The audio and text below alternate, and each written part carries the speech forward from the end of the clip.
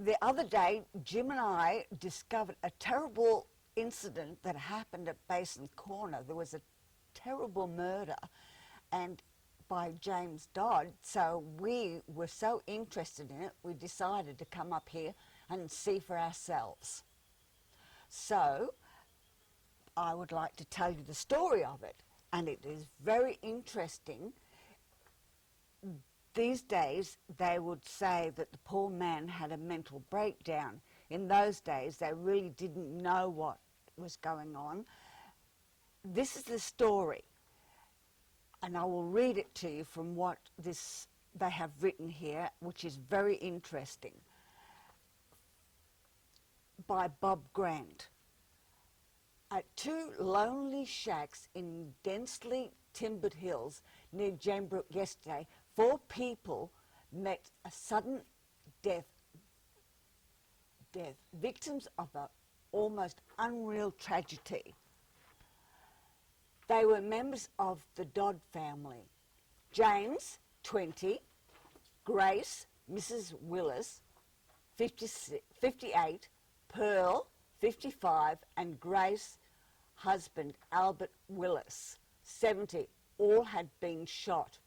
Homicide detectives say that James Dodd shot Albert Willis and Mrs. Willis dead about 10:05 a.m., walked through the bush 1.5 miles to Beenak Post Office, shot Pearl, and then himself. Police found a converted .22 revolver beside his body. With Argus photographer Joe Wright, I reached the scene of the first shooting by following a twisting narrow road from Gembrook to Launching Place.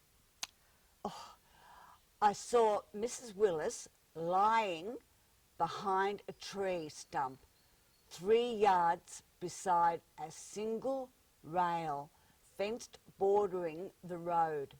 9 yards away along a little track leading to the back door of the ramshackle 2-roomed hut, her husband was lying. It was eerie silence. The silence at the house where the Willis had lived for over 30 years was eerie. In another little shack, about 20 yards from the Willis homes, I met Mr. Leon Dodds, a boarder of James Dodd's and Mrs. Willis. He told me that about 10 a.m. he had heard 2 shots but had ignored them, thinking someone was shooting deer. He said my brother was always trying to make things comfortable for us. He did not drink or smoke, but sent in for lottery tickets regularly. Promised us 2 weeks ago that he would look after us for life if he ever won. He was quite kindly and a perfect gentleman. Jim had a nervous breakdown a month ago and has seemed worried and depressed since. Homicide detectives Homicide Detective W. Mooney and J. Oakes had left the Willis home and had gone on to the Beenak Post Office about 1.5 miles away. We followed. We met Constable L. I'm hoping I pronounce this properly, Zilingo of Emerald, Detective Gil Pope of Lilydale, and a 17-year-old timber worker, Bill Patterson. Patterson was travelling in a log truck when he saw Mrs. Willis's body.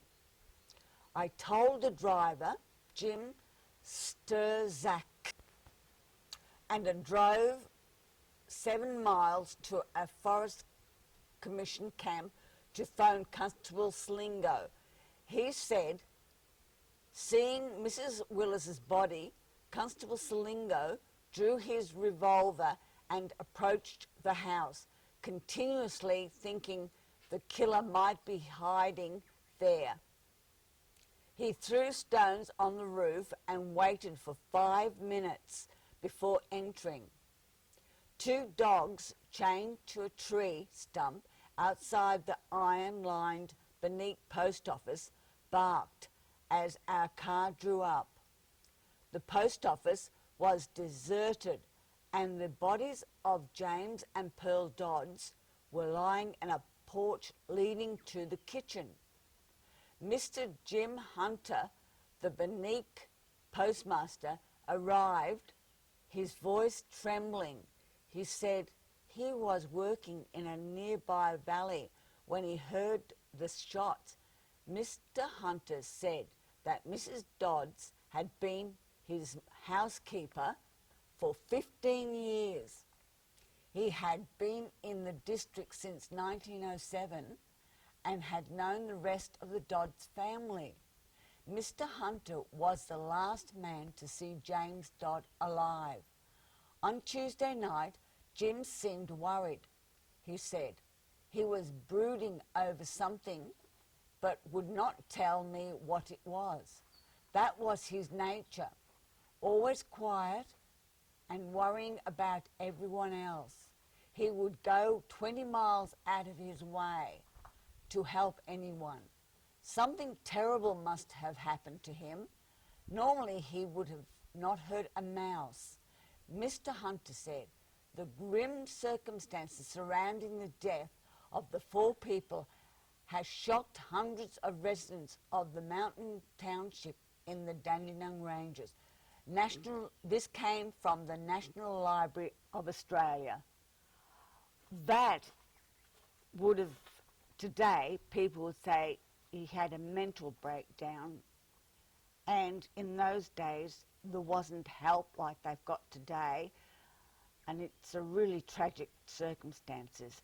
And really we tried to find out more, but this is the best we could find. Thank you. From Jim and Pam McNabb.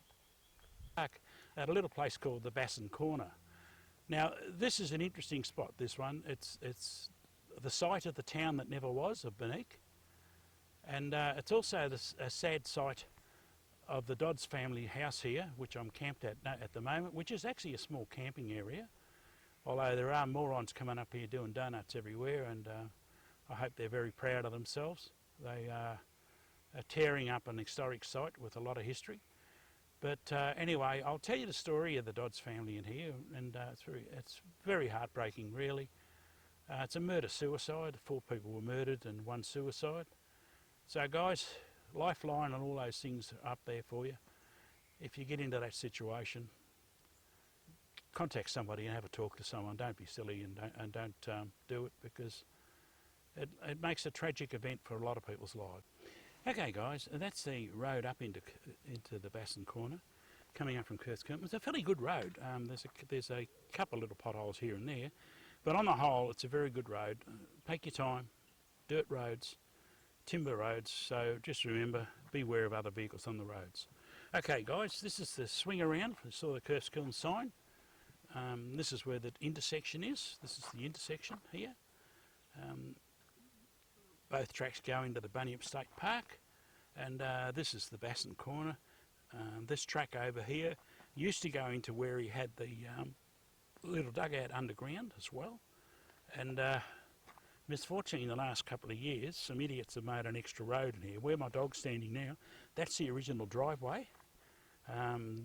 This bit here has been made up by morons, tearing the shit out of the place.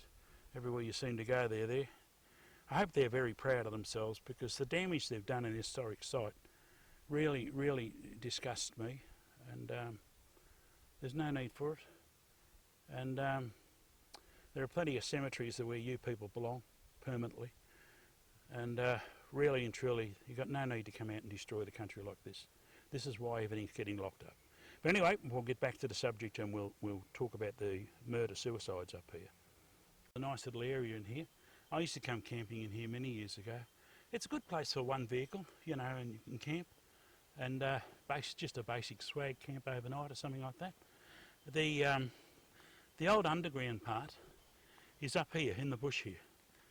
And if you mooch around in there, you can still actually find the corrugated iron and so forth that made the roof up of the place. Quite a fascinating little spot. And if you believe the stories that Bill Parker told me, Bill Parker was the old Gembrook guy you knew up here for many years. He wrote a book about from timber to farming, and it's a book well worth getting a hold of, a copy of, and having a read.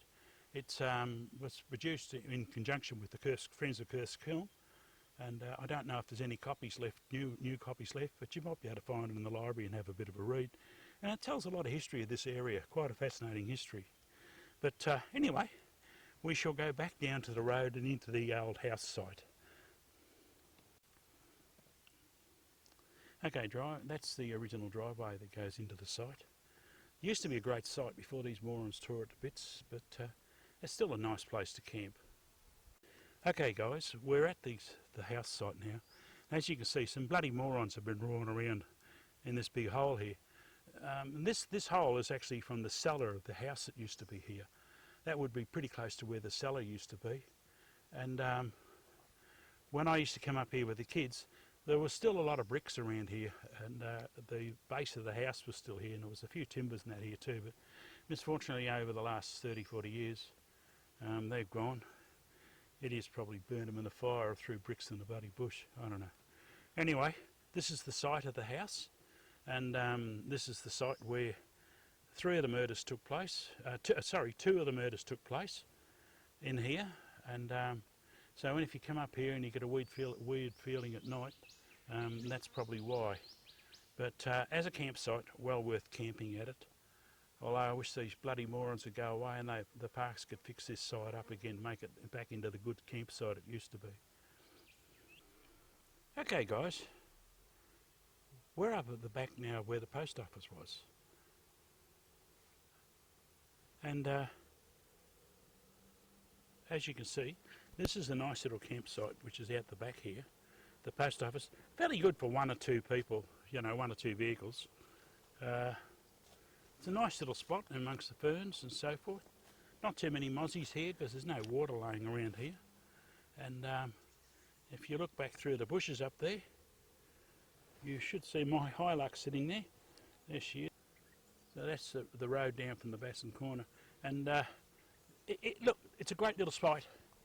You could probably get 1, 2, maybe 3 or 4 people in here. Basic camps, you know, swags or a small tent or something. A camper trailer would probably get in here up on where the old house site was, but you wouldn't get too many in there, and I wouldn't rely on it being good because the morons are up here doing donuts everywhere. Now the story about the post office up here, I'll go and tell you the story there. Okay guys, this is the spot where the post office used to be, the red letterbox used to be nailed on here. And this is where the post office was. They had a little shed just here, which I'll show you a photograph shortly. And this is where the box was put. So okay guys, there's the tree where the post office box used to be. And over where Tina is there's a little bit of flat ground which is now covered in tree ferns. That was where the tin shed was. From near enough I can work it out. In the photographs in comparison to the site, if you have a look here,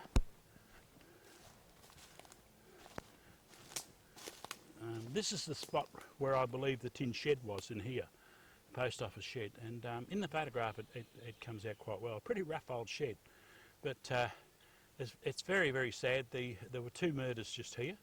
The bodies were found just on the ground out here on the road, and the other 2 bodies were found over in the house.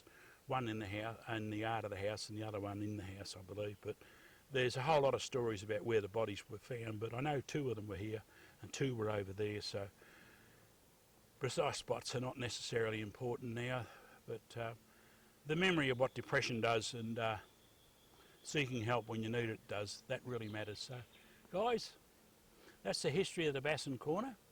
I hope you've enjoyed that little bit of history. And with the history section here, if people are interested, I'm quite happy to do more YouTubes on the history of little places like this, and try to look up the stories and tell the stories. I'll include a bit of text at the end of the video here about the story, and a link to the places where you can read up more about it. And you'll find it's quite a fascinating story to read. Very sad one as well, but quite fascinating. So that's it from me now, and I'll wind this side up and I'll move off up the road. The next one will be about the Beenak School, which is still within the town that never was. So guys, hope you enjoyed it. Give us a thumbs up if you did. Cheers guys, I'll catch up with you. And a lot of you guys might not realise how much work goes into producing these videos. And here's my poor wife sitting in the car because it's getting a bit cold up here. We're up at the Basin Corner, and sometimes it snows here. I've actually been here with the kids some years ago now, and we ended up with about 6 inches of snow on us at one night. And that was an interesting night, I can tell you. Luckily it wasn't a blizzard, it was just a snowstorm, but you can get caught up here in the winter, and you can get very, very cold. Right now, the temperature, the ambient temperature around here is actually colder than what it is down in Gembrook. It's about 2 degrees colder up here, always is about 1 to 2 degrees colder. So when you come up to these spots, be aware of that and be ready for it, because if you're not ready for it, you'll get caught, and can make a very unpleasant trip up here for the day. Okay guys, that's it from me, I'm gone.